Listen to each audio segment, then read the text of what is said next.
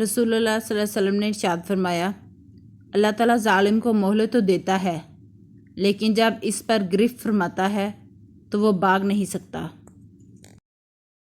صبح کا آغاز صدقے سے کیا کرو، کیونکہ مصیبت صدقے سے آگے قدم نہیں بڑھاتی۔ قیامت کے دن سورج اور چاند دونوں تاریک بے نور ہو جائیں گے۔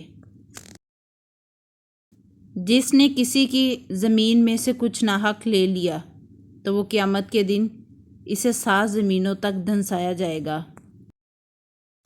جس سے اللہ کے نام پر سوال کیا گیا اور اس نے دے دیا، اس کے لیے 70 نیکیاں لکھی جاتی ہیں۔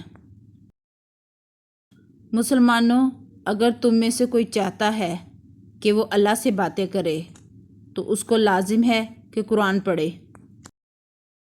ہر امت کی آزمائش کسی نہ کسی چیز میں ہے، اور میری امت کی آزمائش مال ہے۔ بہت بڑا جہاد یہ ہے کہ انصاف کی بات ظالم بادشاہ کے روبرو کہہ دی جائے۔ اپنی نیت کو ہر کھوٹ سے پاک رکھو۔ جو عمل کرو صرف اللہ کی خوشنودی کے لیے کرو، تو تھوڑا عمل بھی تمہاری نجات کے لیے کافی ہوگا۔ جس نے کسی کی زمین میں سے کچھ ناحق لے لیا تو قیامت کے دن اسے 7 زمینوں تک دھنسایا جائے گا۔ بدترین گھر وہ ہے جس میں کسی یتیم سے برا سلوک کیا جاتا ہو۔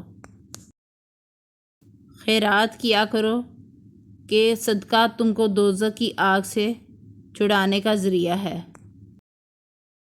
اللہ کو سب چیزوں سے زیادہ توبہ کرنے والا جوان پسند ہے۔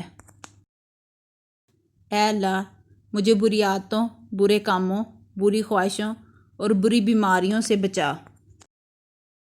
ہمارے اور کافروں کے درمیان فرق نماز ہے۔ جس نے نماز چھوڑ دی اس نے کفر کیا۔ مسلمان اور کفر و شرک کے درمیان فرق نماز ہے۔ کثرت کے ساتھ اللہ تعالیٰ کے لیے سجدہ کیا کرو۔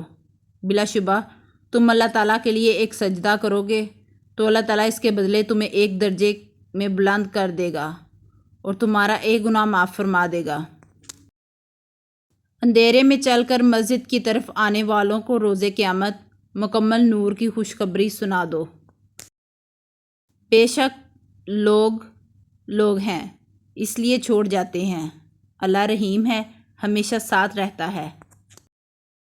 جو کسی کا برا نہیں چاہتے ان کے ساتھ کوئی برا نہیں کر سکتا، یہ میرے رب کا وعدہ ہے۔ دوسروں کے لیے اچھا سوچو گے تو اللہ سبحانہ و تعالیٰ تمہارے لیے راستے بنا دے گا اور مشکلیں آسان کر دے گا۔ جب لوگ تمہیں تکلیف میں اکیلا چھوڑ دیں تو جان لو کہ اللہ تعالیٰ تمہارے کام کا ذمہ خود لینا چاہتا ہے۔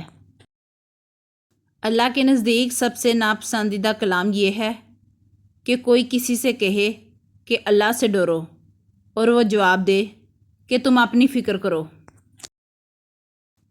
تم میں سے اگر کوئی انگارے پر بیٹھ جائے، اس کے کپڑے جل جائیں اور اس کا اثر اس کی کھال تک پہنچے، یہ اس کے لیے قبر پر بیٹھنے سے بہتر ہے۔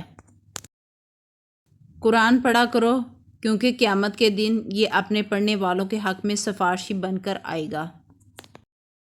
جو شخص دنیا میں دوگلا پن اختیار کرے گا تو قیامت کے دن اس کے منہ میں آگ کی 2 زبانیں ہوں گی۔ جو قوم بھی بیٹھ کر اللہ رب العزت کے ذکر میں مشغول ہوتی ہے، فرشتے انہیں گھیر لیتے ہیں اور رحمت ڈھانپ لیتی ہے اور سکینہ ان پر نازل ہوتی ہے، اور اللہ اپنے پاس والوں میں ان کا ذکر فرماتا ہے۔